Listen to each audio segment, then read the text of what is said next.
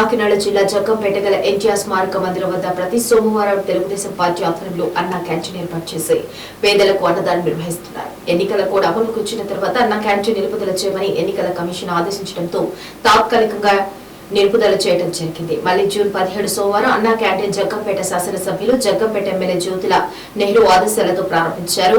ఈ అన్నా క్యాంటీన్ ప్రారంభించి పేదలకు అన్నదానం నిర్వహించిన కాకినాడ జిల్లా టీడీపీ అధ్యక్షులు జ్యోతుల నవీన్ కుమార్ పేదలకు భోజనం వడ్డించారు. సేవా తత్పరుడు రుచి హోటల్స్ అధినేత నాగేంద్ర చౌదరి ఈ వారం అన్నా క్యాంటీన్ ఏర్పాటు చేయడానికి సహాయం అందించారని తెలియజేశారు. కార్యక్రమంలో మారిశెట్టి భద్రం, కొత్త కొండబాబు, జీను మడిబాబు, రుచి హోటల్స్ నాగేంద్ర చౌదరి, టీడీపీ కార్యకర్తలు, నాయకులు తదితరులు పాల్గొన్నారు.